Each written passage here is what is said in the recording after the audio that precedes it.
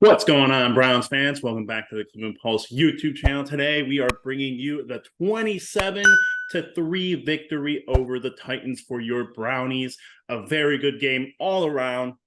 Probably the most complete one that we've seen in the 3 games so far this year, but Yep. nonetheless, fantastic. I honestly, well, God, that defense. I just, Oof. I just can't. I can't think about anything else. I don't even like. This defense is crazy. When you think about all the players who have been here in the past years that I've ragged on. Grant Delpit again, week 1. I'm texting Jeff saying Grant Delpit going to be good for at least one blown coverage without Thornhill there to guide him. But even then, he showed out. But JOK, he's looked like a different beast. Miles has his defensive player of the year type game today, where that's something that we need to see more consistently. It was reminiscent of that year where he was just doing all the strip sacks, Jeff. I don't know if you remember that, but in the first Yep. 3 games, he had 3 strip sacks and probably 6 total sacks. But the defense, I mean, we're going to get into it later. Phenomenal. The offense, a little bit of a slow start, picked it up afterwards. Amari Cooper, he's just your Nick Chubb, but at the wide receiver position. I mean, Yep. he is just so much better than some of these players on the field. They were literally holding him at the line, holding him on his routes, literally not letting him do anything or try to do anything. And the man still ended up with 100+ yards. Probably should have had 200 with 2 touchdowns, but Yep. nonetheless, phenomenal player. And again, another one of those Andrew Berry fleecings that happens. I mean, phenomenal game. Just like what Jeff said, though, a must win here to move you to 2-1 with a very, very important next game. Oh man, so many good positives from this game. I think you summed it up perfectly. Best all around performance. This defense is doing things that we just have never seen. We've never seen a defense that is competent. First of all, run defending the run, and simultaneously, being just good at both just facets of the game. So we've been able to stop the run, but then the pass game looks a little weak, vice versa. Sometimes we shut down good quarterbacks. We get eaten up, destroyed by some random running back. Yeah. 20 yards from Henry and 6 yards from Spears. I mean, 26 rushing yards. You're not winning football games like that. It's impossible. It's impossible. You have no semblance of, hey, maybe we're going to be able to run the ball. You just can't. And let me tell you, here's my point that I think people are either not going to talk about or the focal point of how this defense has turned out so good through 3 weeks. Opponents considering everything. There's just so much depth. Thornhill's out week 1. We look good. Newsom's out today. Looks no different. Right. In recent years, especially last year, when we have one of our better players out, our top echelon, we're screwed. This is over. If Newsom was missing a game last year, you're like, it don't even matter who you're playing. If Miles sits in any game since he's been drafted, you're like, all right, we have a very low % chance to play good on defense. We're not gonna, we're gonna give up points. There's gonna be no pressure to the quarterback. It's not like that. Jordan Elliott's getting in on the action. Double O looks good. Anthony Walker, great. Anthony Walker's playing the best football of his career. Not to mention, and then you just substitute. How many of those players are we saying that for, though, Jeff? That they're all playing the best football of their career? Because all of them at this point, exactly, even Alex Wright got a sack today. Dude, they're using Alex Wright correctly, standing up in the middle of the defense and in the middle of the line, and just, that's how you need to use them. Jim Schwartz, a wizard. You tip your cap to him. Definitely the best defensive coordinator. It's looking like that we've had since come back from '99. And then the offense they just do what's over expectations. We could have won this game, 17-3, 20-3, and it still would have been, fun and good and all. Obviously, a win's going to be a win, but you have some big plays. You have a concerted effort to run the ball, even without Chubb, whether it's Ford, whether it's Strong, whether it's Hunt, whether it's Elijah Moore. And here's what I'll tell you about the offense, because I think if there's any little disagreement between me and you this video, I think it's going to be right here. This was an A game from Stefanski, A play calling. I'm not going to give it an A+ because I think there's still a little bit more, but it's an A because you get the deep ball. You really should have had 2 deep balls. Yeah. You don't do anything too overly stupid, except for one play, which was a little bit nuts. Elijah Moore fumbles, whatever. That's a player thing. That's not a coaching thing. And he does the tricky creativity stuff for a reason. If he's doing all this end around, flip the ball up, and it never materializes into anything, and I know that's how, you're going to look at it. Well, okay, if it works, it works. If it doesn't, it doesn't. I understand that. But he does all this misdirection in the backfield today. And then you have these wide open plays to Amari down the field where it's a go route, the simplest route in the game, and he's wide open for a touchdown. Do stuff with purpose and go on with your life. I think that's all very fair. I would give the offense a B+ because that first drive drives me nuts. I know it does, but that's setting up the rest of the game. I don't wholly agree with that. My biggest issue with the offense is Elijah Moore and like the fact that we continue to try to use him as Deebo Samuel. Sure. And I understand, that's you trying to do something new. You lose Nick Chubb. You need to have something there to confuse the defense. Now, when you put him and Ford in the backfield and you put him down in the 3-point stance, I gotta take issue with that. Like it just, one, it looks stupid. Two, it didn't turn into anything, and like Jeff said, I mean, when my points would just be, it didn't work. I could say that all day, but my thing is, I don't want guys getting killed and here's the thing on that first series, there's so much of the going left to right, so much exerted effort and energy. You get 3 points out of it, but that final play, do you remember what the final play of that series was? It's a quarterback designed run where he's got no lead blockers and he gets absolutely demolished. Right. That's where I take issue with some of this play calling where, Jeff, even in the past, we called it cutesy and whatnot. When it works and you don't lose, we're fine with it. I agree with you. I think I'm out on the design runs unless you're within like the 10-yard line. Like design the run for him to score, like going toward a boundary. I agree with you, but I mean, then again, and I think the third quarter he had a good run that was designed. It was right up the middle though. Yeah, they called a QB power, and a lot of that stuff is like, I don't know, are there blocks being missed when it doesn't work and it looks stupid, and then when blocks are made, you're just like, oh, that was a 12-13-yard gain. This is Jeff. I'll give credit where credit is due. This is the worst that the offensive line has looked. I don't know what is the reasoning for that because you talk about guys that have been here, too. But Wills is I can't take Jeff. I sent you the picture on Twitter. You sent me the picture on text message. Every week he has one of those pictures. He's always looking so lost, or he's the reason that the running game, a guy is pushing him back in the line of scrimmage and making the play. That's why we're having such issues with the run game right now. And obviously Nick is out, but even Kareem, with the short amount of time that he was back, had a good run, has good runs. Serviceable. Strong looked like he had some runs. Ford, I like him. I think that they need to do more of the inside stuff with him. He does a lot of that, side to side running too. Right. Try to find a seam in the middle of the line. He's not Nick Chubb where when he runs side to side, he eventually cuts it up, hard. I haven't seen that yet. It's again, he's only in his second year and getting full reps, but he was good today though. He was good today.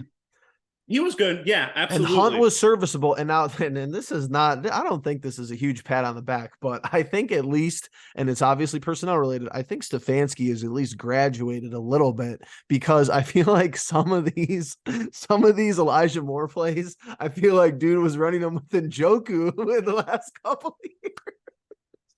So I'm glad that he's at least figured out. And Njoku's a waste of space, man. Every time he catches the ball, he still runs these stupid little curl screens. Why is he taking the handoffs for the sneaks? Where's at least make him earn his money, dude. Four receptions for 20 yards. I mean, he's a non-factor out there. Play Akins and play. And here's a little side note. Not that he was anything. And I think this might be the only negative point of the video. But whatever, doesn't.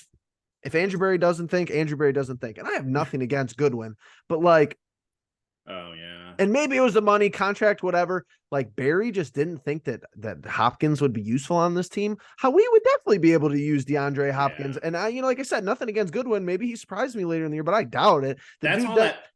That's all that like fake bullshit media though, where we're hearing the entire time about this connection with Moore and Watson, and the most that we're getting out of it are his like 5 yard outs. Well, I yeah, I need to mean, we see. could get him the ball, but I mean, I feel like we were kind of lied to. I thought he was this Right, some sort of shifty athlete, and right. maybe they don't have him out in space. I don't know, but I thought DeAndre Hopkins was the Titans' best player on the team, and he only had 3 catches for 48 yards.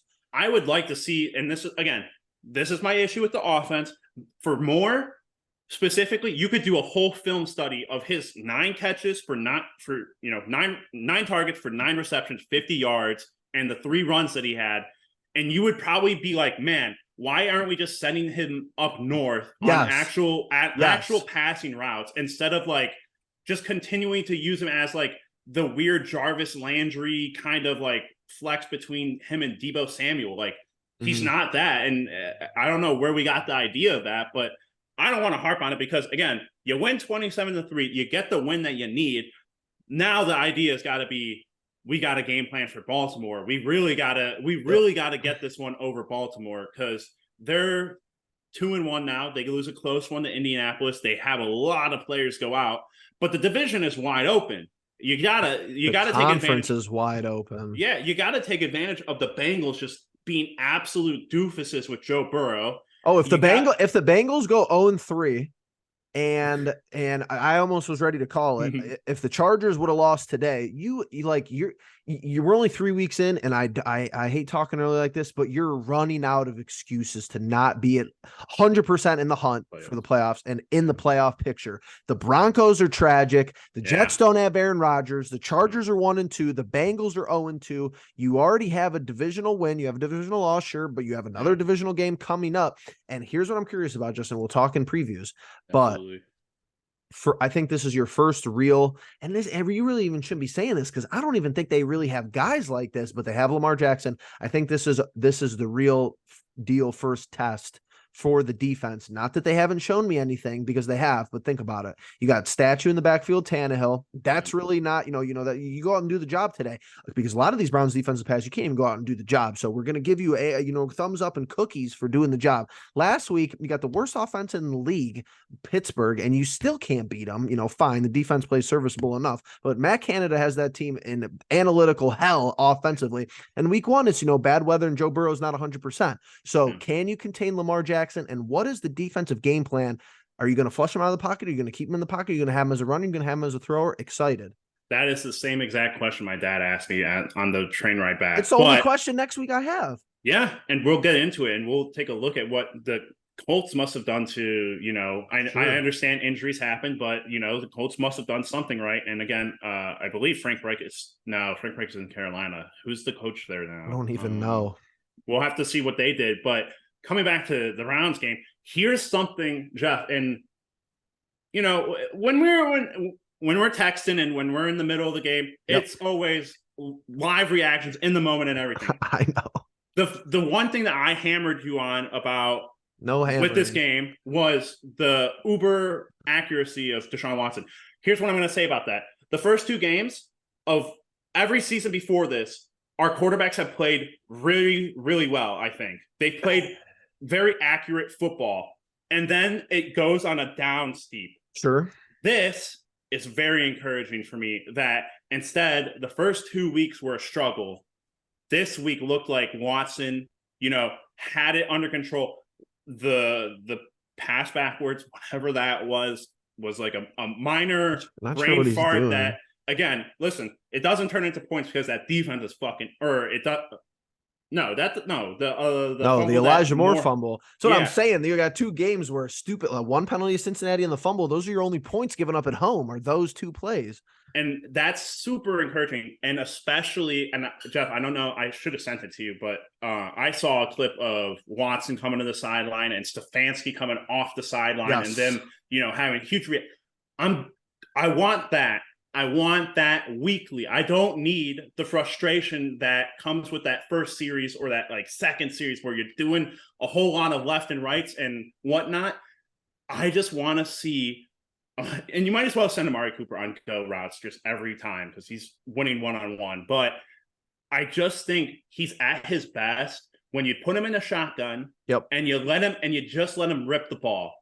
When you're doing all this extra stuff, just one option. He's not at the point where he gets through progressions really well. I totally agree with you. In the broadcast showed it today. He was good today because the ball was out a lot quicker than the first 2 weeks, even the Cincinnati game, and it's drop fire, and he's just throwing the ball. The arm looks, alive again, but it's not, oh, look over here. And then, oh, now I got to go out of pressure. We saw it a little bit in the first quarter, and he looked like Houston Watson in the first quarter, getting out of sacks and doing stuff and making plays happen, whatever it may be. But his best throws today, one read go. And I feel like they were always wide receivers. He just isn't looking at the tight ends. He's trying to look at the running backs out of the backfield, but only selectively. Yeah. And his best throw, Amari, great game, and he does a lot on his own.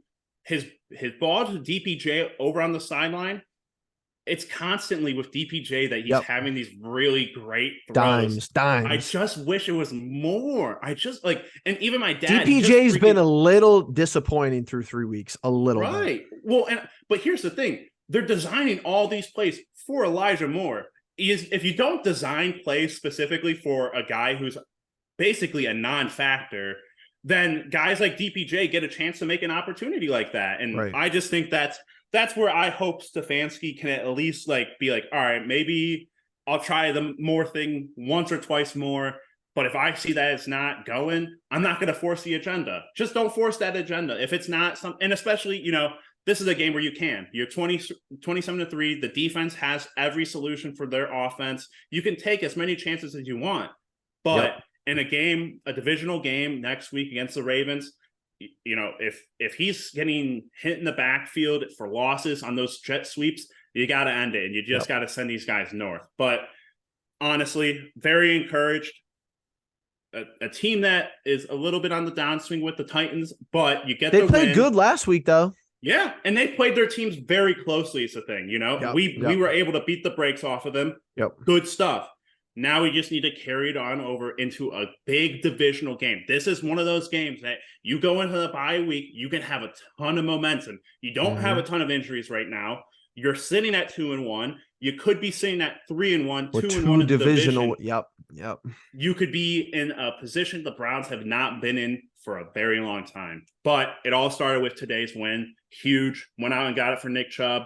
Great news for Nick Chubb, too. I don't think we've been able to report on that, but it only seems like there was an MCL tear and that he might have stretched the ACL. But the recovery time looks good. I want to give a shout out here because as soon as the news broke, Mike Maloof texts me. He says, this is big for locker room morale. And I would have never thought of that. But that if they would have got bad news during the week, not that should say, not that would ever be excuse for losing the next game, but that probably was like, okay, that's good news for Nick. It's not anything too major as far as we know. So big shout out there. Would have never thought of that point. And it's just so evident that everyone rallied behind him. Obviously, Kareem shows up in the jersey. Miles has got Chubb's name and number written on his wrist, has a huge game.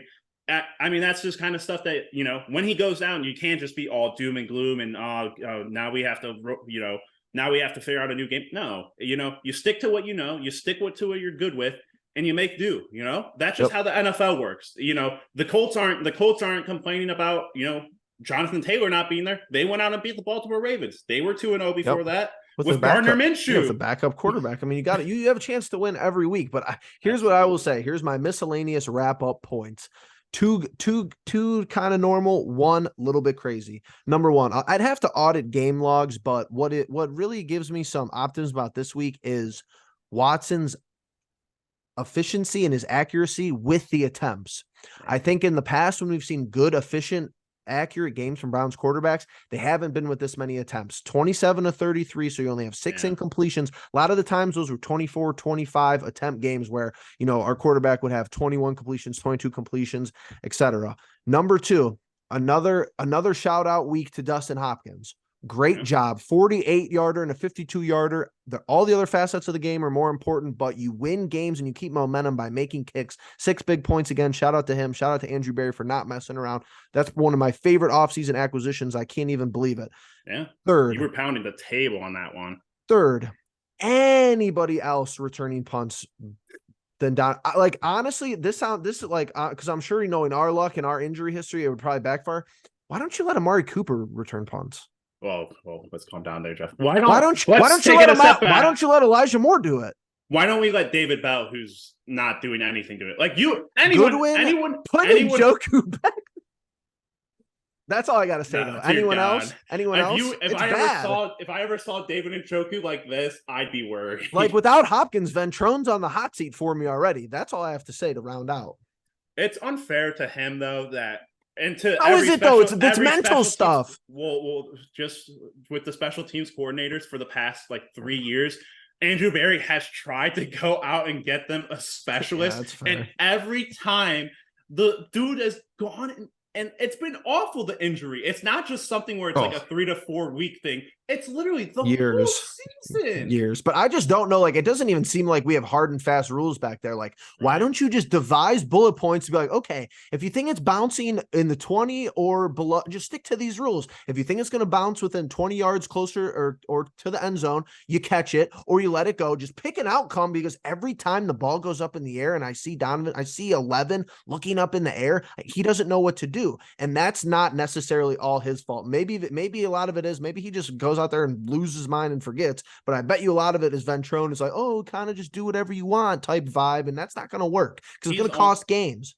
He's also one of those guys where I feel like, again, I'll go back to the Elijah thing a couple of times, but you design plays for Elijah Mitchell. You make guys like DPJ feel like they need to go out and make plays on their own. And maybe that's what his thing is. But man, his decision making between when to catch the ball and when to let it go sometimes is just awful. But who cares about that? Because the win happened.